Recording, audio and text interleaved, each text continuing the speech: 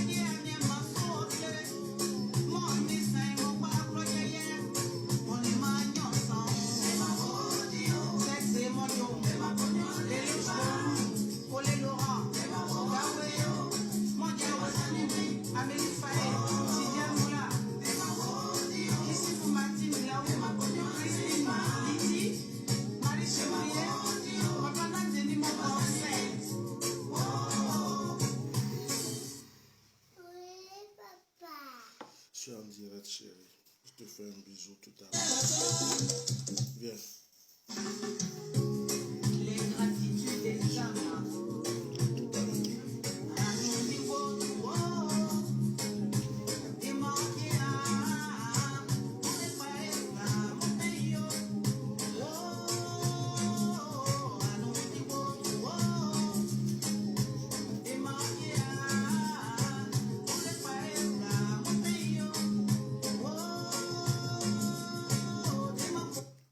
Bonjour, chers frères et sœurs.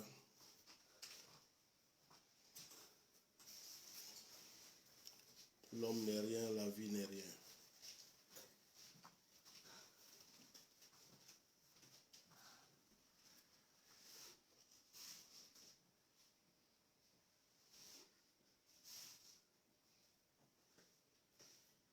L'homme n'est rien, la vie n'est rien.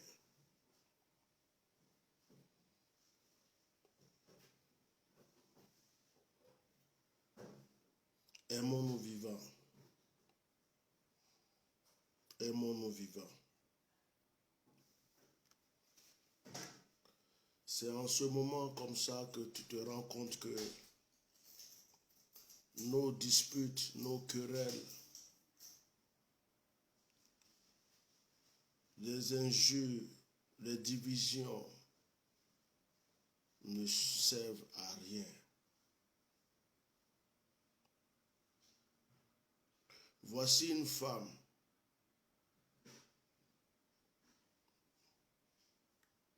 qui a lutté. Elle a lutté. Elle a lutté pour une cause à laquelle elle tenait. En hiver, en été, pendant des années. Elle avait même des problèmes de santé, mais elle luttait. Elle a lutté pour la sortie du président Gbagbo. Elle a lutté pour Charles Blé Goudé. Elle a lutté pour la Côte d'Ivoire, pour les exilés. Cette femme et moi, on ne s'est pas vus physiquement, mais on s'est déjà appelé plusieurs fois et elle m'a respecté. Vous savez, quand elle était dans le combat, qu'ils étaient en train de lutter pour Gbagbo Laurent, je n'avais jamais parlé, ouvert ma bouche pour ma nation. C'est en 2018 que j'ai commencé à ouvrir ma bouche pour ma nation. Maïlé Ba a été un exemple pour moi dans le combat panafricain et le combat pour la Côte d'Ivoire. Elle a été un grand exemple, un modèle pour moi. J'ose le dire haut et fort. C'est quelqu'un qui m'a inspiré. Et c'est quelqu'un qui a un cœur. Elle a été humble. Elle m'a appelé parmi tous les cyberactivistes qui luttent pour la Côte d'Ivoire. C'est l'une des seules personnes. Il y a elle et il y a aujourd'hui Okosi Baba Nicolo. Parmi tous ceux qui luttent pour le pays, Maïlé Ba a été la première personne à m'appeler, à m'encourager. Et quand elle m'appelait pas par mon nom, elle m'appelait papa. Elle m'appelait papa. Elle respectait mon onction. Même dans ses commentaires sur mes directs, elle écrivait papa, homme de Dieu, papa. Elle était même prête à un moment à m'inviter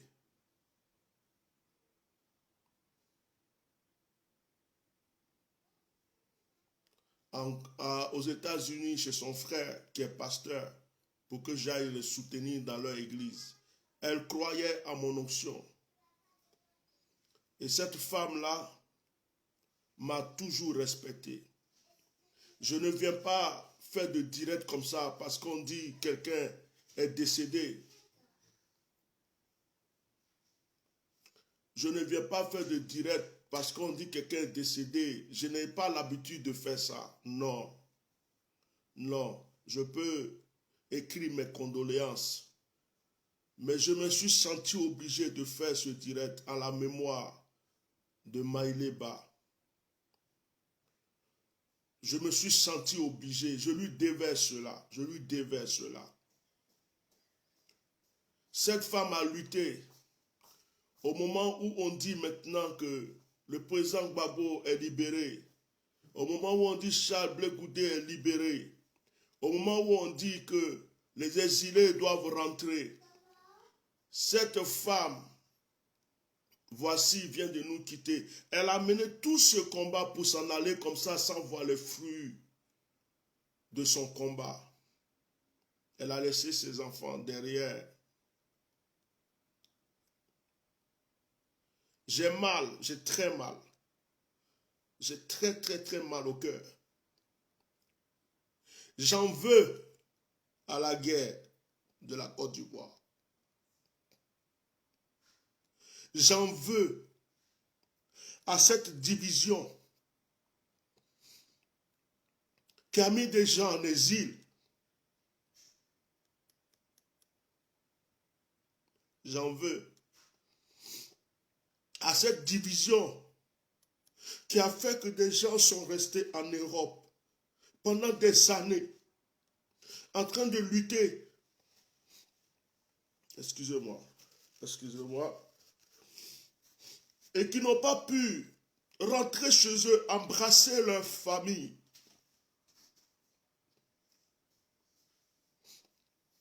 Pendant des années, elle a lutté. Elle n'a pas pu rentrer chez elle, embrasser ses frères, embrasser sa famille, retrouver sa terre natale. Elle est restée en exil, en train de crier, de pleurer. Et elle est morte en exil. Non, ça fait mal. Ça fait mal. Cette mort me fait mal, très mal. Cette mort seulement me fait mal. Je dis, elle me fait mal. J'ai mal. J'ai très mal.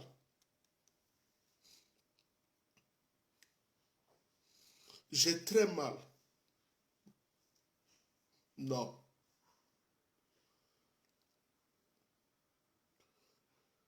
Je vais profiter de cette occasion pour m'adresser au gouvernement de M. Dramane Alassane Ouattara.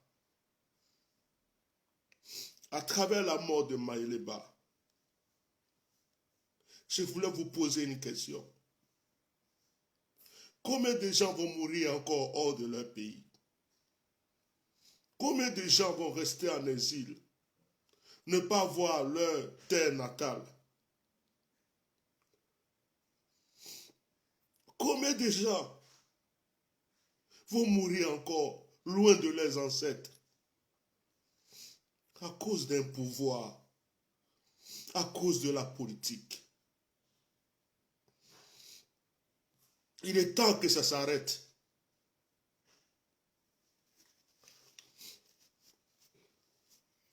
Il est temps que ça s'arrête.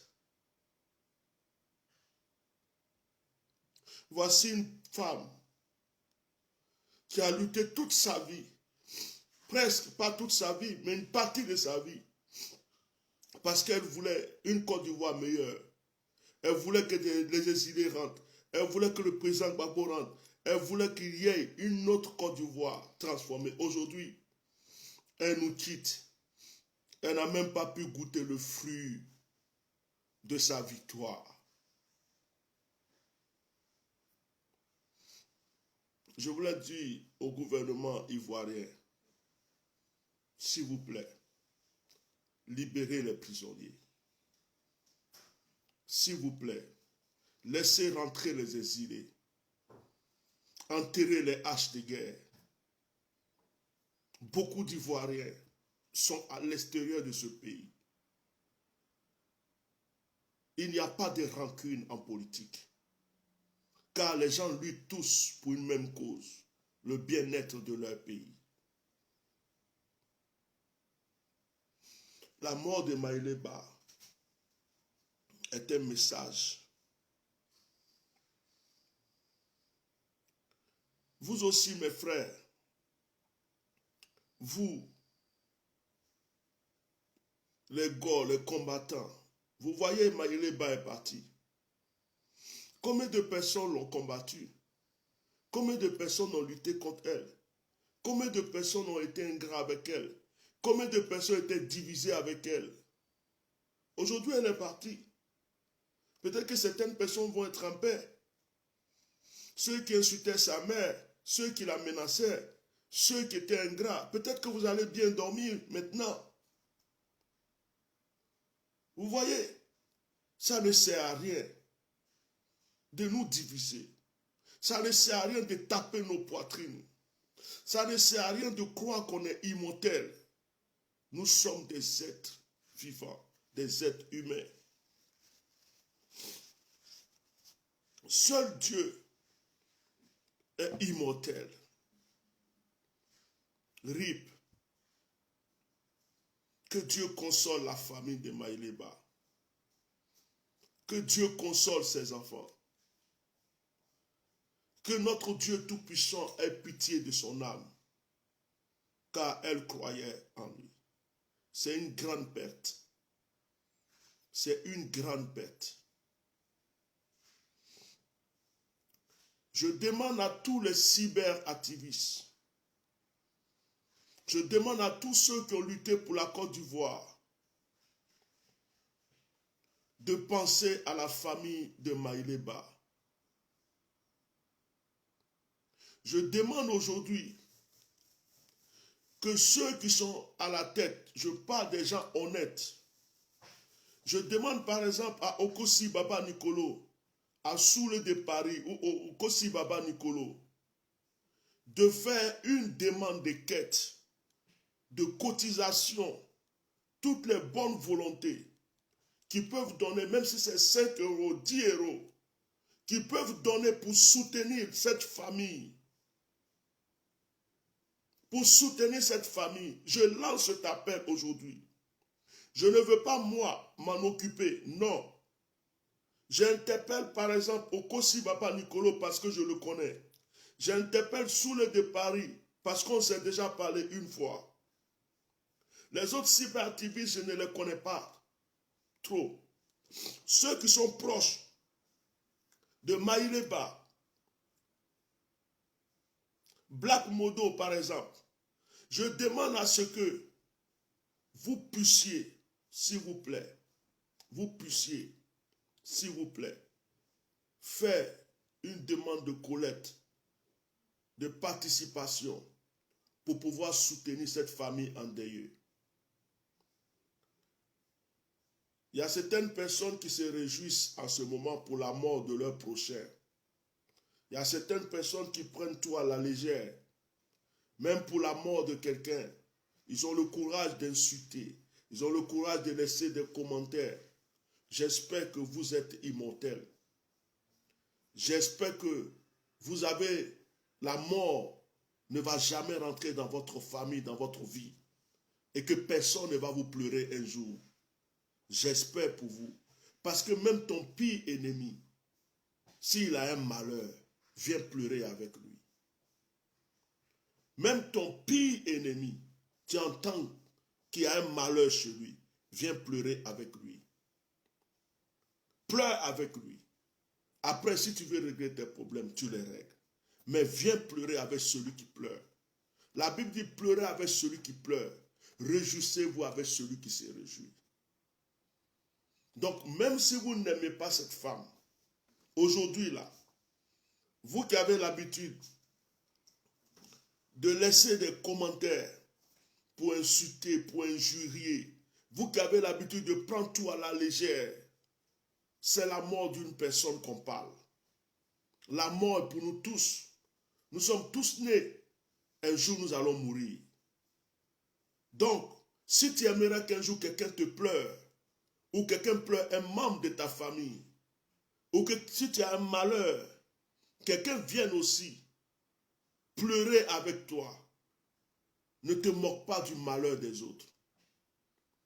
Ce n'est pas dans ces genres de direct que vous devrez venir laisser des commentaires pour injurier, pour dire ce que vous pensez. Même si vous avez pris de la drogue, même si vous avez pris de la drogue, que cette drogue passe et que vous puissiez vous dire, c'est la mort d'une personne.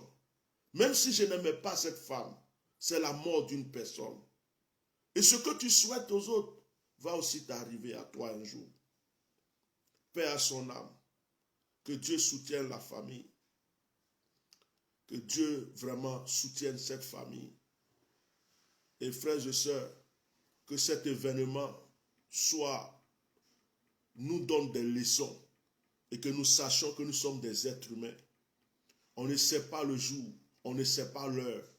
Accrochons-nous à Dieu. accrochons-nous vraiment à Dieu, car Dieu seul peut nous préserver du mal. Je vais remettre sa musique, je ne vais pas mettre une autre musique, je vais remettre sa musique et après, je vais faire une prière pour la famille. Excusez-moi, j'étais en réception, on m'a appelé pour m'annoncer la nouvelle et j'ai pris la dernière personne que je devais prendre. Je suis venu aussitôt comme ça pour faire ce direct, pour exprimer ma douleur. Je ne suis pas hypocrite, je ne peux pas rester derrière. C'était une cyberactiviste et c'est pourquoi je fais cette vidéo pour exprimer à tout le monde ma douleur et consoler ceux qui ont les cœurs brisés parce que beaucoup de personnes sont en train de pleurer cette femme aujourd'hui. Je souhaite que son corps puisse rentrer en Côte d'Ivoire. Je souhaite que son corps puisse rentrer en Côte d'Ivoire si c'était ses souhaits. Je souhaite que son corps puisse rentrer, qu'elle soit enterrée à côté de ses ancêtres, si c'était son souhait. En tout cas, j'espère que les gens vont cotiser, j'espère que les gens vont y penser, j'espère que le gouvernement va être vraiment ouvert à ce que cette femme soit honorée, parce que c'est très important. Il ne s'agit pas d'une lutte politique, il s'agit de la mémoire d'une personne qui n'a pas mis ses pieds dans son pays depuis très longtemps et qui vient de quitter son pays de cette manière. Que Dieu soit loué.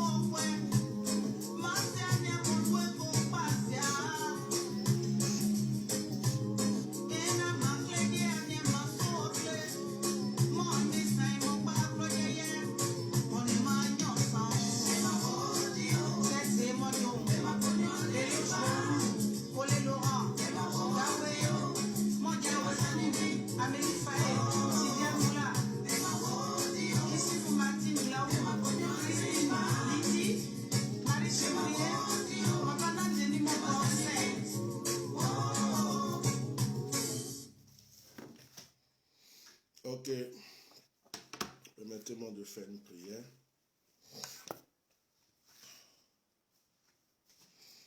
Seigneur, je voudrais élever ma voix aujourd'hui, prier pour la famille de Maïleba.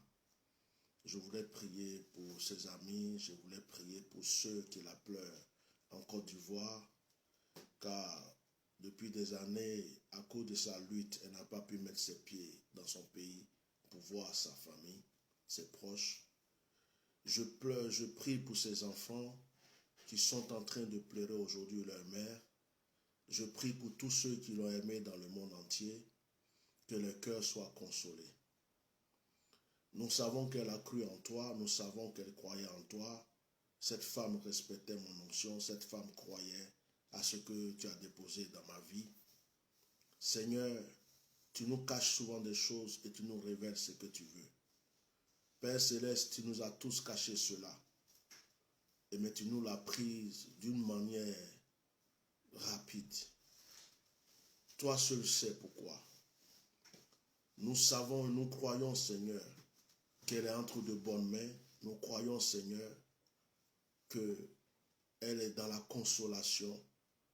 Nous croyons, Seigneur, que son âme est en paix auprès de toi. Je voudrais, Père, prier pour tous ceux qui la pleurent en ce moment, car la nouvelle a été brusque pour nous tous, que nos cœurs soient consolés et que, Seigneur, cet événement soit un signe pour la paix en Côte d'Ivoire, un signe pour la rentrée des exilés, un signe pour la délivrance de notre nation, afin que le combat qu'elle a mené ne soit pas en vain.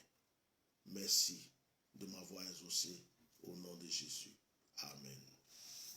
Que Dieu vous bénisse. Merci beaucoup.